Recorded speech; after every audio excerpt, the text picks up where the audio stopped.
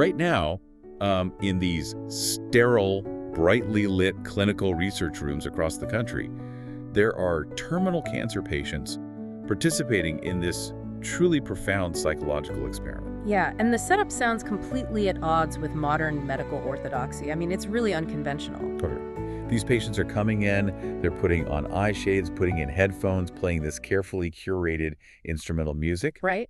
And under the supervision of trained guides, they are taking massive clinical doses of psilocybin. Which is, the active compound in hallucinogenic mushrooms. Exactly. And what happens next isn't just like a clinical reduction in anxiety markers on a chart.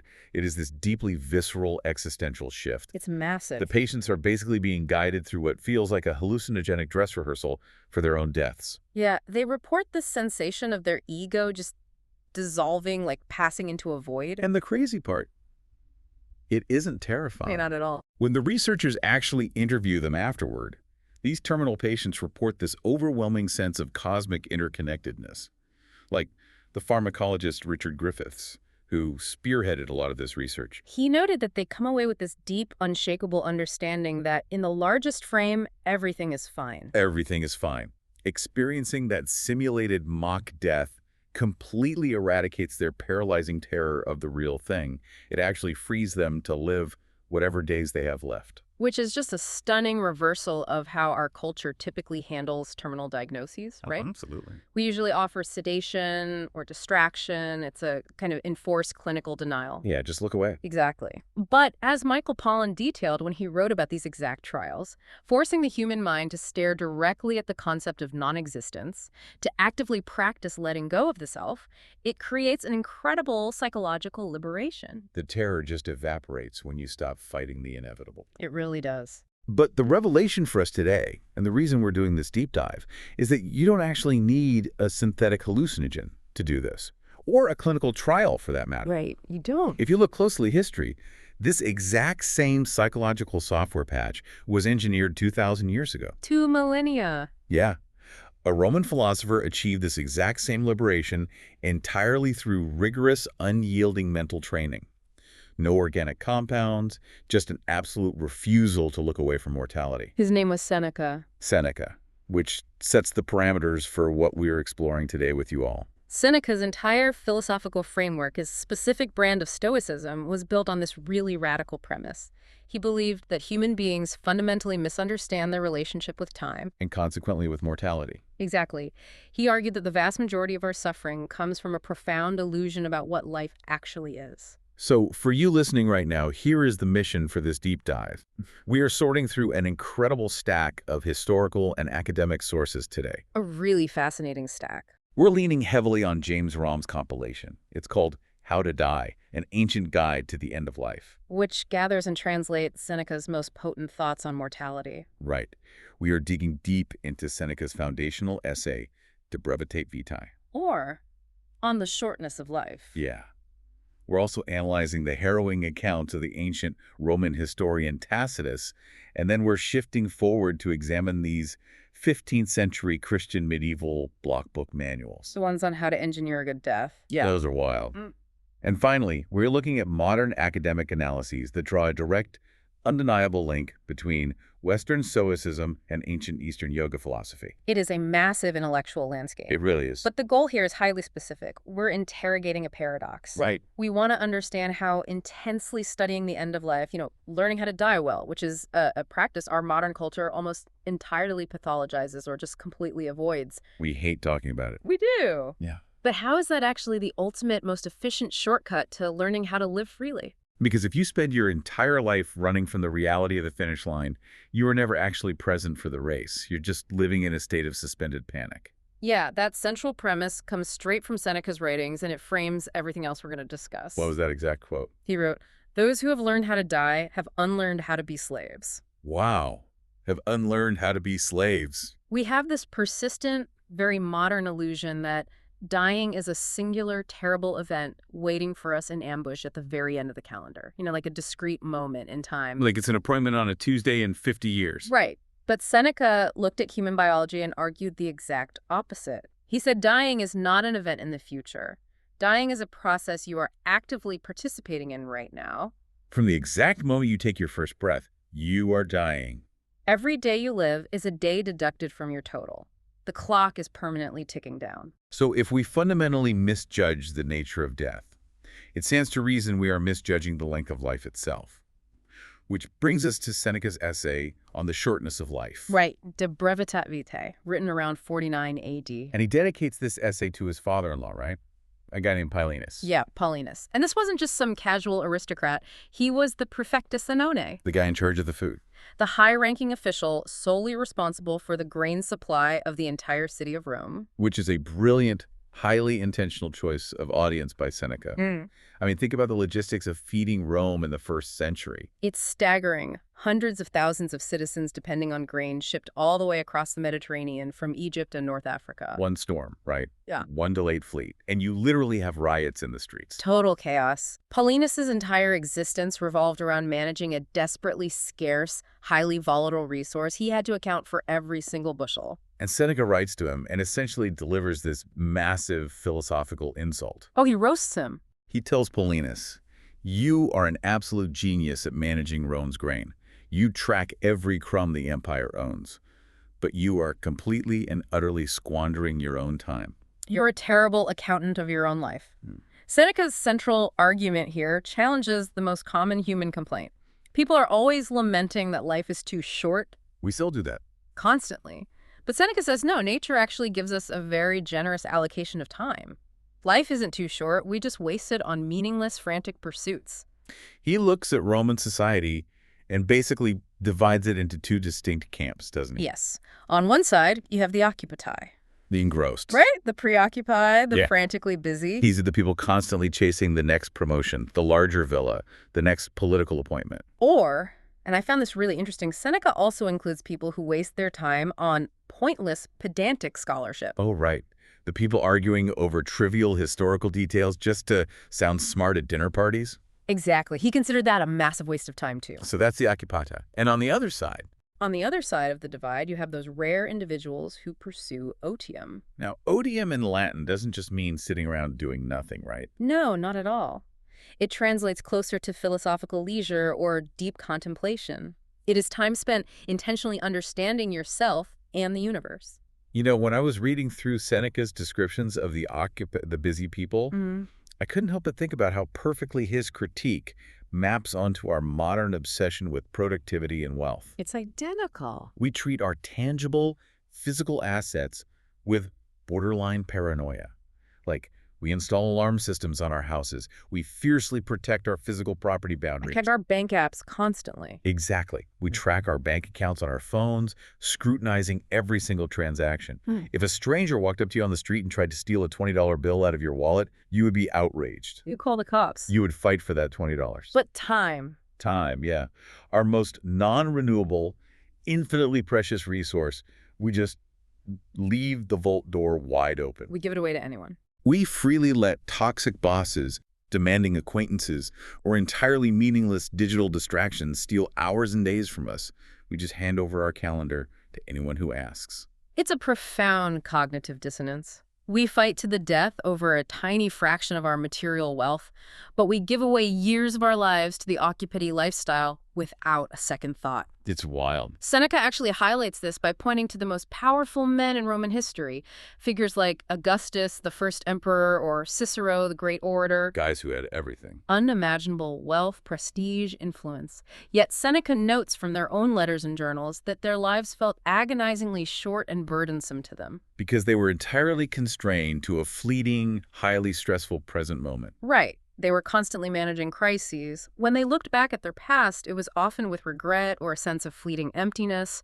When they looked to the future, it was with anxiety about maintaining their power. Philosophically speaking, Seneca argues, these immensely powerful men hadn't actually lived at all. They had merely existed. Which brings us to the psychological root of why we stay so engrossed. Why do we do it? Well, if we slow down, if we step off the treadmill of the occupati, we are forced to sit in silence and actually look at the end of the timeline. We are forced to look at the void. And that completely terrifies us. To dismantle that specific terror, Seneca borrows a concept from the Epicureans. Which is funny, right? Because the Epicureans were a rival philosophical school to the Stoics. They were, yeah. But Seneca wasn't afraid to steal a good idea. He adopts what is known as the symmetry argument. I love this concept. It's one of the most elegant pieces of philosophical reasoning in the ancient world. The Epicureans ask you to simply zoom out and look at the vast timeline of the universe. Okay. Think about the billions of years that passed before you were conceived. Before you were born, you existed in a state of complete oblivion, a total non-existence. Right. Now, did that eternity of non-existence cause you any pain? Did it traumatize you? Were you suffering in the year 1800 or the year 10,000 BC? Of course not. I wasn't there. There was no me to experience any suffering. Exactly. You have already successfully navigated an eternity of non-existence.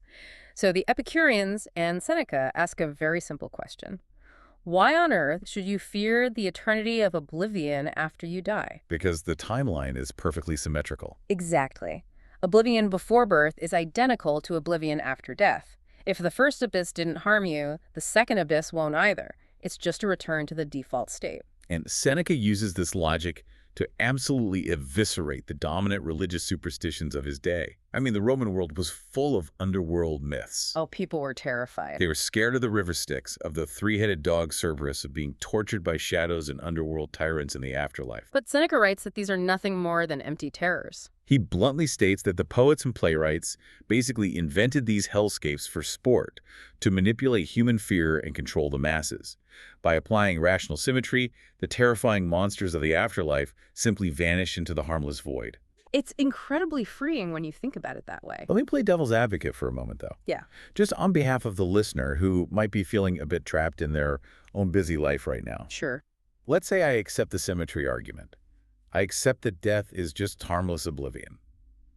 But I am still alive, and my boss still needs this report by Friday, and my mortgage still needs to be paid. The daily grind doesn't stop. Right.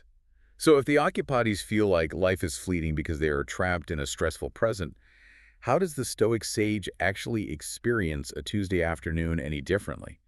I mean, a philosopher still only has 24 hours in a day. It's just like Paulinus the grain manager. The difference lies entirely in the quality of attention and the relationship to the future. Okay, unpack that. The Stoics had a foundational practice called memento mori, remembering that you must die. But Seneca pushes this concept further into something called meditare mortem. Which translates to actively rehearsing deaths. Yes, rehearsing death. The engrossed person, the occupati, fears death because they are always living in the conditional future. They are always preparing to live. Right. They tell themselves, I will finally relax and enjoy my life once I get this promotion. Once the kids are out of the house. Once I retire. Exactly. They are postponing their happiness to a future date that nature has absolutely not guaranteed them. They're banking on time they haven't earned yet. Precisely. But the Stoic sage, through the practice of rehearsing death, assumes that the current day is their final day. They treat it like it's over. By fully emotionally accepting that tomorrow might not happen, the frantic need to prepare for an imaginary future drops away. The completeness of the present moment suddenly expands. Because you aren't rushing through dinner with your family just to get to some emails. Right, because you recognize this dinner might be the final one. Seneca argues that when you stop fighting the flow of time, when you stop trying to hoard it, your awareness expands to become the equal of the universe itself. You transcend the feeling of being rushed because you are perfectly aligned with the reality of nature. It is a beautiful, serene, intellectual framework. It is. Sitting in a quiet courtyard writing essays about not fearing death and perfectly aligning with nature. But, and this is a massive but, Here we go. it is one thing to theorize about the symmetry of oblivion when you have a full belly and a peaceful life. It is an entirely different, intensely violent reality when a deranged, tyrannical government literally forces you to put those theories to the test. Yeah, which forces us to leave the quiet realm of theory and enter the dark, brutal, incredibly messy reality of Seneca's actual life. This is where the story gets intense. To understand how Stoicism functions under ultimate duress, we have to examine the concept of the open door. And to do that, we have to look at the political nightmare of Rome under the Julio-Claudian emperors. Caligula, Claudius, and Nero. Calling it a toxic political environment feels like the understatement of the millennium. Truly. Seneca lived his adult life under a succession of rulers who wielded near absolute autocratic power, and they were deeply pathologically paranoid. I mean, Caligula was notorious for his sadistic unpredictability. He humiliated senators, executed anyone he suspected of disloyalty on a whim. And Claudius actually convicted Seneca in a political show trial. Wait, Claudius did? Yeah, it was likely on trumped-up charges of adultery with the emperor's niece. Claudius sentenced him to death. That sentence was barely commuted to exile, and Seneca spent 8 years isolated on the rugged island of Corsica. But he doesn't stay in exile. He gets recalled to Rome by Agrippina, who is Claudius's wife, and she brings him back for a very specific job. To act as the tutor and eventually the chief political advisor to her young son. A boy named Nero. A boy named Nero. And for a while, the arrangement actually works, right? Surprisingly, yes. During the first 5 years of Nero's reign, a period historians sometimes call the Quinquennium Neronis Seneca and another advisor essentially ran the civil administration of the Roman Empire, while the teenage Nero indulged in poetry and chariot racing. So Seneca is basically acting as the shadow emperor. Effectively. He implemented sound fiscal policies, he stabilized the government, and crucially, he became fabulously, astronomically wealthy in the process. He accumulated estates, massive loans out in the provinces, and unparalleled political influence, which is the massive glaring hypocrisy that historians love to throw in Seneca's face. Oh, totally. The guy writing beautiful essays about despising wealth and embracing simple living was literally one of the richest men in the known world, and he's acting as the spin doctor for an increasingly unhinged dictator. I mean, Seneca even wrote the official speech Nero delivered to the Senate to justify having his own mother, Agrippina, murdered. He wrote the PR spin for matricide. Yes, it is a profound moral stain, and Seneca was deeply aware of the contradiction. So what happens? Because Nero doesn't stay manageable. No, as Nero grew older, his paranoia and derangement escalated. He stopped listening to his advisors and started executing them. By AD 62, Seneca realized that the walls are closing in. He tries to gracefully retire. He offers to give all his wealth back to Nero. Nero refuses. Nero knows it would look bad publicly if his old tutor suddenly gave away everything and fled. So Seneca attempts to quietly withdraw from public life.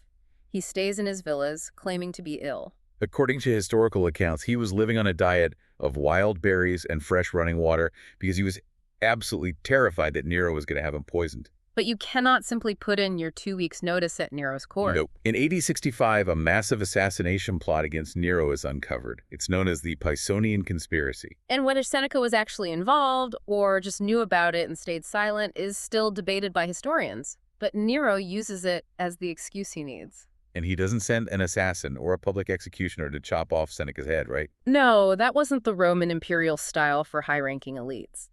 Instead, Nero sends a military tribune with a formal command. Seneca is ordered to commit suicide. This was a terrifying standard practice among the emperors. It allowed them to eliminate rivals while maintaining this twisted veneer of giving the victim permission to handle their own affairs. Right, which theoretically saved their family's estate from being confiscated by the state. Thanks to the historian Tacitus, writing in Book 15 of his Annals, we have a highly detailed blow-by-blow account of exactly how this final test of Seneca's philosophy went down. And I have to say, reading the source material, it is incredibly jarring. It is not the clean, dignified fading away you might expect from a great philosopher. It is a biological nightmare. Tacitus describes the scene with vivid, almost cinematic detail.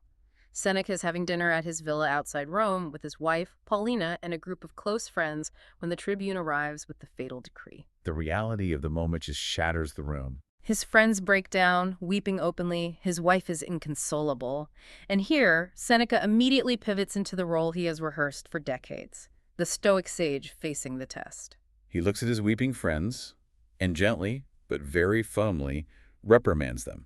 He essentially says, "Where are the principles of your philosophy? Where now is that calm, rational attitude to a crisis that you have been theorizing about for so many years?" Did anyone really think Nero's cruelty would spare me? Yeah, he is basically grading their Stoicism test in real time, and they're failing. He then asks for his will to leave legacies to these friends. The tribune denies the request. So Seneca turns back to his friends and says, according to Tacitus, that since he is forbidden from giving them physical wealth, he leaves them his finest and only remaining possession. Pattern of his life. The pattern of his life, and then begins the incredibly difficult, agonizing physical reality of actually dying. This part is so grim. Seneca takes a blade and slashes the veins in his arms. But he is an older man, well into his 60s. He's been eating a starvation diet out of fear of poison. Tacitus notes that his body was frail and his circulation was terribly weak, so he simply won't bleed out. The pain is excruciating, but death isn't coming. To spare his wife the trauma of watching him suffer, and to stop himself from breaking down at her tears, he insists she be taken to another room. He then cuts the veins in his legs and behind his knees. Still, the blood flow is too slow. Desperate to end the agony, he calls for his doctor and asks for hemlock, the famous poison of the ancient world. He drinks the cup, but again his body is failing. His extremities are so cold that the poison cannot circulate to his heart.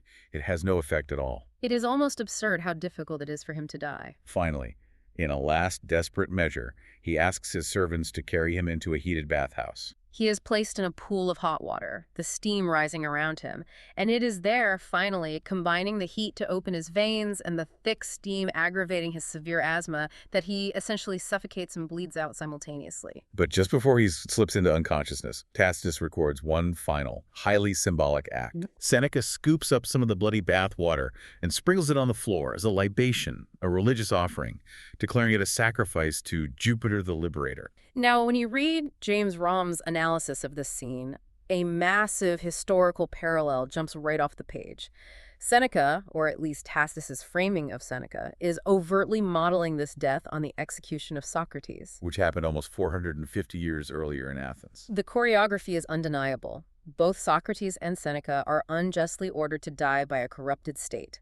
Both men have to comfort their weeping disciples. Both men deliberately send their crying wives away, so the emotional display doesn't disrupt the philosophical calm of the room. Both men drink hemlock, and both men make a final religious offering to a deity associated with healing or liberation. Socrates to Asclepius, the god of medicine, and Seneca to Jupiter the Liberator. The message is clear. Seneca is embodying the ultimate Stoic concept of the open door. Let's explain the open door because it's crucial. In Stoic philosophy, life itself, just like wealth, health, or status, is classified as an indifferent. Meaning it is neither inherently good nor inherently bad. The only true good in the universe is virtue, acting rationally, morally, and in accordance with nature. The philosopher Epictetus famously popularized this metaphor of the open door. He said, imagine you are at a dinner party and the room starts to fill with smoke. If it's just a little smoke, you endure it. You don't panic. But if the room is completely engulfed, if you can no longer breathe or function, the door is always open. You can just walk out. In the Stoic framework, if political tyranny, severe oppression, or a total loss of moral agency makes it fundamentally impossible for you to live a virtuous life, you are not trapped. You can reclaim your ultimate freedom by choosing to exit. Suicide, under these extremely specific conditions, is viewed not as an act of despair, but as the supreme assertion of rational agency. Okay, here is where we need to interrogate the source material and challenge the romanticism of this narrative. Because looking at Tacitus, there's a distinct undercurrent of skepticism. There is, yeah. As we noted, Seneca was deeply morally compromised. He amassed a fortune serving a monster. So, is it possible that this entire elaborate, highly choreographed death scene was just a performance? A performance? Yeah, was Seneca essentially executing a Socrates cosplay to launder his historical reputation? Was he trying to ensure he went down in the history books as a philosophical martyr rather than just another corrupt politician who finally fell out of favor? That is the exact tension that makes Tacitus's account so brilliant and complex. Tacitus wasn't a starry-eyed philosopher. He was a hard-nosed Roman pragmatist. He lived through the tyranny of a later emperor, Domitian. And he deeply valued practical administrators who kept their heads down and did the hard work of keeping the empire running, rather than those who sought glory through martyrdom. In fact, Tacitus explicitly criticizes a certain brand of Stoic in his era who engaged in what he called ostentatious death with no benefit to the state. He hated the idea of philosophers committing suicide just to show off their ideological purity while leaving the Republic to burn. So why does he write Seneca's death with such elevated, almost heroic rhetoric if he hated ostentatious deaths? Because Tacitus recognizes the terrifying reality of arbitrary power. He knows Seneca was flawed, but he also recognizes that in a world ruled by a deranged autocrat like Nero, where the law means nothing and your life can be extinguished on a whim, the only true defense left to a human being is the manner in which they meet their end. Seneca couldn't overthrow Nero. He couldn't fix the corrupted Roman state. But he could refuse to die terrified. By carefully controlling his final moments, by striving to leave his friends the pattern of his life, Seneca proved that the tyrant's ultimate weapon, the fear of violent death, was completely powerless against a trained mind. Wow. That ancient Stoic concept that ending your own life can be a rational philosophical escape from conditions that strip you of your agency, it creates a massive, profound collision with one of the most intense legal, medical, and ethical debates happening in our society today. The modern right to die movement. Absolutely. And as we transition into this modern framework, it is crucial that we remind you, the listener, that we are remaining strictly impartial here. Our goal is not to advocate for or against modern legislation. We are rigorously examining how the ancient Stoic texts map onto contemporary arguments. Exactly. We're looking specifically at an essay from our source stack by Miklos Kesnicki titled Against Euthanasia, a Stoic reflection on the expanding culture of exit. To set the stage, the modern medical framework for euthanasia and assisted suicide, which has been codified into law in places like Canada, the Netherlands, Belgium, and several U.S. states, is overwhelmingly built on a foundation of compassion. The driving arguments are about alleviating unbearable physical suffering and respecting an individual's bodily autonomy when medical science can no longer offer a cure. Kesnicki's essay takes these modern justifications and subjects them to a very strict, almost uncompromising Stoic critique. How so? From his reading of classical Stoicism, modern society is making a fundamental philosophical error in how it categorizes suffering. The Stoics drew a massive, unyielding boundary between physical suffering and moral evil. Pain, bodily decline, illness, and even grief are classified by the Stoics as indifference. They are part of the natural biological cycle. They are unpleasant, obviously, but they are not, in themselves, grounds for existential despair. They don't damage your character. Exactly. So if physical pain isn't the ultimate threat, what is? The only true threat to a human being, according to the strict Stoic view, is the corrosion of your own soul. The true evils are cowardice, resentment, a loss of integrity, or the willing abandonment of your rational agency. Kesnicki argues that when figures like Seneca or Cato took their own lives, they did not walk through the open door merely to escape physical discomfort, pain, or the indignities of aging. They exited because an external political tyranny had made it structurally impossible for them to act freely and pursue virtue. Their moral potential had been forcefully shut down. The cultural danger that this critique highlights is about the subtle messaging embedded in formalized legal frameworks. He argues that by building vast, state-sponsored euthanasia regimes, a society quietly normalizes the idea that a life involving dependence, physical fragility, or the loss of ease is a life no longer worth living. The critique warns that we are conflating the loss of physical capability with the loss of human dignity. From this strict classical view, true human agency isn't demonstrated by avoiding suffering. It is demonstrated by how you maintain your character through the suffering. If we reduce the end of life to a mere consumer preference to opt out when things get difficult, we abandon the opportunity to exercise ultimate virtue. I understand the theoretical purity of that argument. It makes logical sense within their system. But as a reader looking at these texts, I have to point out that Seneca himself wasn't a cartoonish Stoic robot. He was complicated. Very. James Romm's compilation, How to Die, paints a much more human picture. Romm notes that Seneca was actually somewhat agnostic and contradictory on the issue of self-euthanasia, specifically for illness. In some letters, Seneca highly praises individuals who forestalled a gruesome, painful death by choosing to end their lives early. He recognized that extreme bodily breakdown could indeed compromise the mind. Yes, the texts show a genuine internal tension. And even more compelling, Romm details an episode from Seneca's own youth. Long before he was a wealthy advisor, Seneca suffered from a severe, suffocating respiratory illness. Likely a brutal form of tuberculosis or asthma? He was in sheer agony. He considered taking his own life, but he actively chose not to, and he specifically wrote that he endured the agonizing pain solely to spare his elderly father the crushing grief of losing a son. He found a profound moral purpose in enduring the suffering for the sake of love. So the question arises from these sources. Does a codified legal medical checklist, administered by a state bureaucracy, fundamentally fail to capture the spiritual nuance of determining when an individual's moral potential is truly exhausted? That is the exact friction point Kesnicki's critique highlights. The ancient Stoics viewed the decision to walk through the open door as an intensely personal, highly calibrated philosophical calculation of virtue.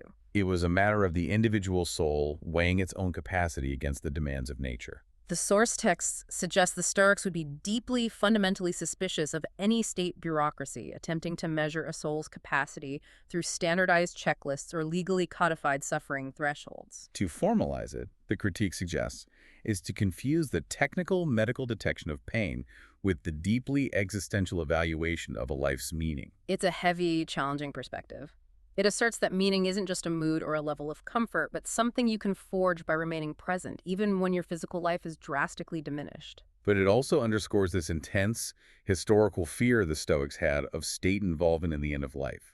They fiercely wanted the individual mind to maintain ultimate control over its own moral reasoning, free from external mandates. But if we advance our historical timeline forward by about a millennium, we see a fascinating radical shift in how Western civilization approached the end of life. A total 180. While the ancient Stoics prioritized the isolated, self-reliant individual making a private philosophical calculation, a massive global trauma eventually forced society to swing in the exact opposite direction. They created a highly structured, heavily policed, communal, step-by-step checklist for exactly how to die. This shift is incredible. We move from Seneca sitting alone in his villa assessing his virtue to the medieval ars moriendi, or the art of dying. The transition from classical philosophy to medieval theology completely rewrites the script on mortality. The historical context here is absolutely vital to understanding why these texts exist. The ars moriendi manuals emerged in the 15th century, but they were written in the long, dark, psychological shadow of the Black Death. Which is catastrophic. 60 years earlier, the bubonic plague had swept through Europe, wiping out anywhere from a third to half of the total population. Death was no longer a philosophical abstract. It was sudden, ubiquitous, and horrifyingly macabre. The social fabric was shredded. The church and society at large desperately needed a psychological toolkit to manage the overwhelming terror of mass mortality. To give people a sense of control in an uncontrollable world. The sources indicate there were two primary versions of these manuals, both originally penned in Latin by anonymous Dominican friars. There was the long version, composed around 1415, likely at the request of the Council of Constance. And that circulated widely among the literate clergy across Western Europe. But the really fascinating artifact is the short version that emerged around 1450 from the Netherlands. This is a technological innovation known as a block book. Explain the block book concept for the listener, because it changes how the information was consumed. Right, so before movable type printing presses were common, artisans would take a single solid block of wood and meticulously carve both the text and the illustrations into it, backwards, to be stamped onto paper. Painstaking work. Very. This short version contained 11 highly detailed, intensely dramatic woodcut pictures.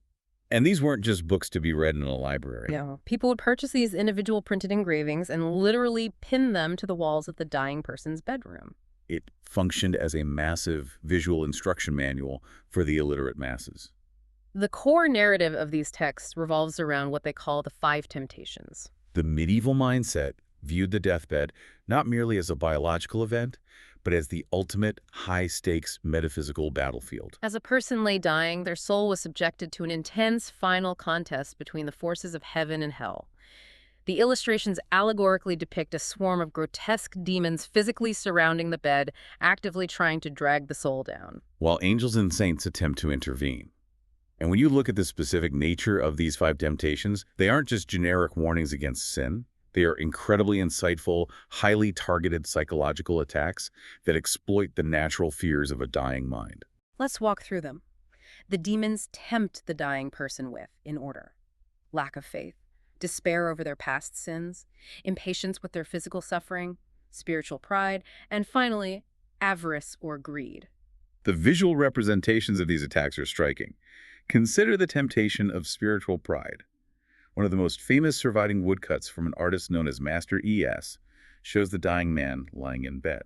Surrounding him are demons, but they aren't torturing him with pitchforks. No, instead they are offering him golden crowns. They are whispering to him, "Look how piously you are dying. Look how much pain you are enduring without complaining." You are practically a saint. You don't even need God's grace. It is a psychological trap designed to inflate the dying man's ego at the very last second. And in the corner of the woodcut, the Virgin Mary, Christ, and God the Father look down with severe disapproval. The genius of the Ars Moriendi is that it doesn't just show the terrifying attack. The accompanying text provides the exact, specific remedy for each temptation. It serves as a literal script for the family and friends standing vigil around the bed. It tells them exactly what prayers to recite, what physical items to hold up to the dying person's face, like a crucifix, and what specific questions to ask to counter the demonic whispers. It was a communal defense mechanism. In 15th century England, this process took on an intensely structured quasi-legal nature. The English translation of these manuals, known as the Book of the Craft of Dying, became immensely popular among common Londoners. They began to treat the process of dying almost like the execution of a metaphysical contract. The language used in these English texts is fascinating because it mirrors property law. It repeatedly talks about the dying person needing to submit their belief entirely to God's will. And historians analyzing these sources point out that in medieval London, this concept of a will wasn't just about spiritual surrender. It was deeply entangled with the legal process of passing on physical property and spiritual belongings. The dying person was literally required to sign their soul over to God in front of witnesses to ensure safe passage.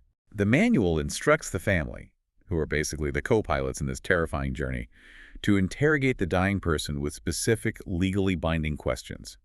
They lean over the bed and ask, "Do you acknowledge that you have not done as well as you might have done?" The dying person must answer, "I do." They ask, "Do you repent of that?" The dying person must answer, "I do." It is essentially an oral contract. If the dying person answers the questions correctly, the text confidently declares he shall truly be saved. The anxiety is resolved. But the terrifying flip side is that the text also explicitly warns the family that if they fail to ask these questions, if they fumble the script, without no doubt, no man may be saved everlastingly. It places the ultimate responsibility for the legal execution of a good death squarely on the shoulders of the community. Which highlights the massive contrast with the classical world. The Stoic ideal is building an impregnable, individualized internal fortress. Seneca assesses his own virtue alone. But in the medieval framework of the ars moriendi, your ultimate salvation depends entirely on your friends and family, reading the script correctly, and managing your environment. Although, looking at the academic sources, it's clear this rigid, checklist approach wasn't accepted universally without deep intellectual friction.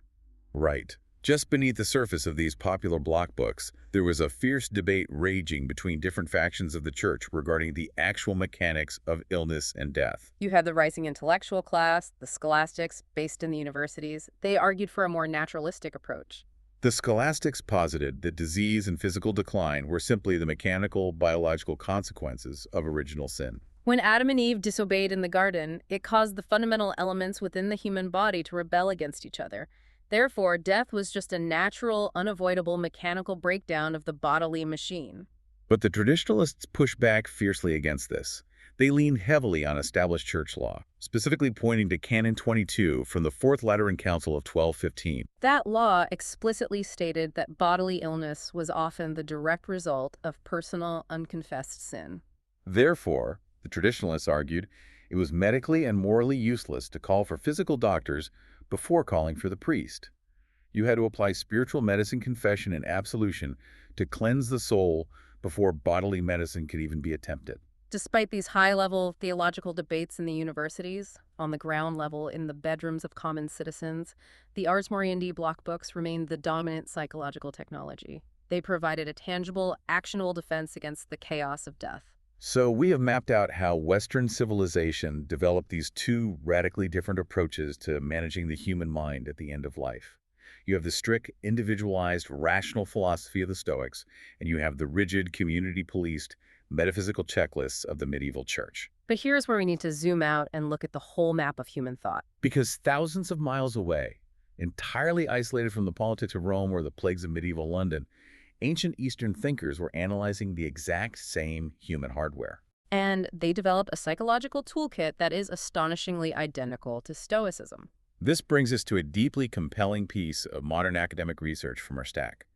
We are looking at a paper by R.K. Roshni Raj Lakshmi, published in the Journal of East-West Thought, titled Stoicism in Yoga Text. This paper meticulously maps out the staggering philosophical and psychological parallels between Western classical Stoicism and traditional Indian yoga philosophy, specifically the ancient Samkhya school. When you read the side-by-side comparisons in this paper, it feels like looking at the blueprints of two completely separate teams of engineers who were tasked with solving the exact same fundamental design flaw in the human brain. And they independently arrived at the exact same solution. Let's start with how they view the basic structure of reality, the metaphysical parallels.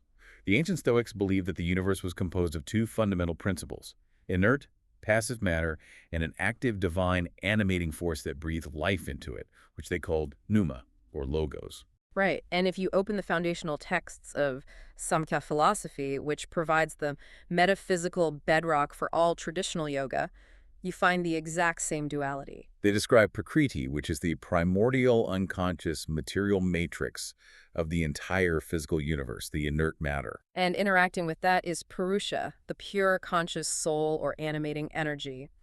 When a human body perishes in the Stoic framework, the physical matter decays, and the divine pneuma is simply reabsorbed back into the universal logos. In yoga, the mechanics are practically identical. The ultimate goal of the yogic practitioner is to train the conscious Purusha to recognize that it's completely separate from the decaying physical Prakriti. Suffering only happens when the eternal soul falsely identifies with a temporary, breaking down biological machine. Which directly aligns the ultimate goals of both philosophies. They aren't just trying to alleviate temporary sadness, they are chasing a permanent state of invulnerability. The Stoics call their ultimate goal eudaimonia. We often translate this as happiness, but a better translation is a state of supreme, unshakable equanimity achieved entirely through internal virtue. They want to build a mind that is completely immune to the chaotic emotional roller coaster of external events. And the yogic equivalent of that unshakable state is called kaivalya, which roughly translates to absolute solitude or supreme liberation. The ancient texts, like the Taittiriya Upanishad, provide a beautiful structural model for this. They describe human existence as being composed of 5 sheaths, or layers, known as koshas. You have the physical body layer, the breath layer, the mental layer, the intellect layer, and finally, at the very absolute core of your being, you have the anandamaya kosha. The bliss layer.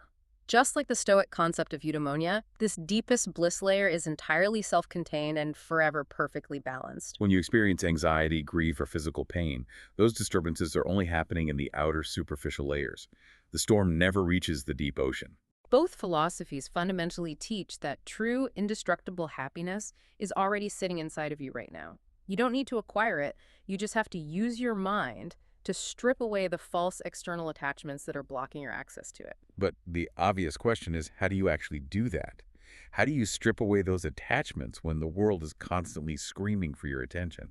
The psychological mechanics prescribed by both traditions are identical. The Stoics demand the absolute cultivation of the virtue of temperance, which is extreme self-restraint. They constantly warn that if you do not rigorously control your senses and limit your desires, your mind will be hijacked. The Stoic Epictetus harps on this constantly. Your desires are the chains that enslave you to the external world. If you turn to the yogic texts, this exact practice of sensory control is called pratyahara, which means the complete withdrawal of the senses from external objects. It is the crucial 5th limb of Patanjali's famous 8-limbed path of Ashtanga Yoga. The Bhagavad Gita, one of the most important texts in Eastern philosophy, outlines the exact psychological downward spiral that the Stoics were so terrified of. Walk us through that downward spiral because it maps so perfectly onto modern human behavior. The Gita explains it step by step.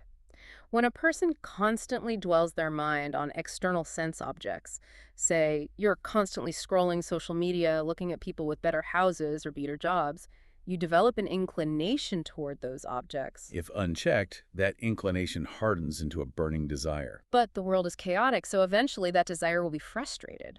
Frustrated desire instantly mutates into anger. Anger creates a state of mental delusion, which completely destroys your buddhi, your discriminative intelligence, your capacity for rational thought. And once your reason is destroyed, the texts warn you're completely ruined. You're just reacting blindly to stimuli. This brings up my absolute favorite analogy from the source materials, and it beautifully illustrates this exact danger. The ancient Katha Upanishad compares the human operating system to a chariot moving down a road. The wild, powerful horses pulling the chariot are your senses, sight, sound, desire. The reins attached to those horses are your mind, and the charioteer standing in the back holding those reins is your intellect, your buddhi. It is a brilliant visualization of human psychology. Think about how it plays out in reality. If you see a luxury car you can't afford, the horses get spooked and want to chase it. If the charioteer, your intellect, has dropped the reins, the horses drag the entire chariot off a cliff into a pit of envy, debt, and anxiety. The Stoics used almost the exact same terminology. They called that stabilizing charioteer reason. You absolutely need the intellect to tightly control the mind, which in turn restrains the wild senses. And when you successfully train that charioteer, when you master that internal control, you reach the ideal human state. The Stoics called their idealized figure the sage, or the sapiens, a person who is perfectly aligned with the reality of nature, entirely unfazed by external adversity, and completely unafraid of death because they know it cannot harm their virtue. The Bhagavad Gita names this exact same idealized figure the Sthitaprajna, which translates to a person of stable, unmoving intelligence. The texts describe them as entirely unperturbed by worldly success or failure. They treat praise and insult as the exact same meaningless noise. They have completely abandoned external desires and found total satisfaction entirely within the fortress of their own mind. But here's a practical question regarding the daily mechanics of these two systems. The Stoics built this internal fortress primarily through analytical mindfulness, mostly via journaling. The Roman Emperor Marcus Aurelius wrote his famous meditations not for publication, but as a form of hypomnemata, a private, nightly journal where he ruthlessly reviewed his own thoughts and actions to ensure his will remained aligned with reason. Seneca writes about a similar practice, sitting in his room after his wife has gone to sleep, examining every single interaction of his day, hiding absolutely nothing from his own judgment. Meanwhile, the yogic tradition pursued the same internal alignment primarily through dhyana, profound, sustained states of deep meditation, designed to achieve the complete cessation of the modifications of the mind. So the question is, are these two entirely separate cultures, separated by thousands of miles in different languages, literally just inventing the exact same psychological software patches to fix the exact same innate hardware bugs of the human brain? The research suggests that is precisely what is happening. Whether you are a philosopher pacing the Stoa Poikile, the painted porch in ancient Athens, or a sage sitting in deep meditation in an ashram in ancient India, the underlying reality of human nature is identical. The hardware bugs are universal. Our senses naturally latch on to external things. We develop a fierce desire to keep them. We generate massive anxiety over the fear of losing them, and that anxiety is the root cause of all our suffering. Both systems, through completely independent observation, arrived at the exact same irrefutable conclusion. Attachment to the temporary causes suffering. Realizing that the only thing you truly control in this universe is your own mind, your volition, your choices, your charioteer, is the single solitary key to true freedom. It is an incredible realization, and it brings this entire deep dive full circle. We started by looking at modern, cutting-edge clinical trials, where psilocybin is helping terminal cancer patients dissolve their fear of the void. We walked through Seneca's bloody embrace of the open door and the paranoid nightmare of Nero's Rome. We examined the rigid, visually terrifying medieval woodcut infographics pinned to the walls of the dying in 15th century Europe. And we mapped the metaphysical bliss sheaths of the human soul as understood by ancient Indian yogis. All of these vastly different approaches point to one unified truth. What we've discovered is that the art of dying isn't actually a morbid fascination with the end. It is fundamentally a masterclass in the art of living. Intentionally studying death is the ultimate psychological filtering mechanism. It is the only tool powerful enough to reliably strip away the trivial nonsense. It forces you to abandon the frantic, meaningless occupity mindset, and it demands that you focus the entirety of your attention on what actually matters right now, in the present moment, because the present moment is the only thing you actually possess. Exactly. So as we wrap up our exploration of these incredible sources, we want to leave you with one final provocative thought to mull over as you go about the rest of your day. Think back to that Epicurean symmetry argument that Seneca utilized so effectively. The perfect, undeniable symmetry between the eternity of complete oblivion before you were born and the eternity of complete oblivion after you die. We all rationally accept that our pre-birth non-existence was totally harmless. It didn't hurt. But if we truly deeply internalize the reality that our post-death non-existence will be exactly as peaceful and exactly as harmless, how would that alter our modern consuming obsession with leaving a legacy? That is the question. Think about the way we structure our lives. Our frantic, lifelong, exhausting attempts to build monuments, to write best-selling books, to amass massive fortunes, or to put our names on hospital wings just so we are remembered by strangers who will also die, are those things actually noble pursuits? Or, if we look through the unflinching lens of the ancient Stoics and the yogis, is our desperate hunger for a legacy just a massive failure of courage? Is it simply a stubborn, ego-driven refusal to accept the beautiful, natural, and ultimately anonymous cycle of return that both of these great philosophies urge us to finally embrace? That is a thought that will definitely stick with you the next time you look at your crowded calendar and wonder what you are actually rushing toward. Thank you for joining us on this deep dive into the sources. Carry that ancient perspective with you this week. Guard your time as fiercely as you guard your bank account, and we will catch you on the next one.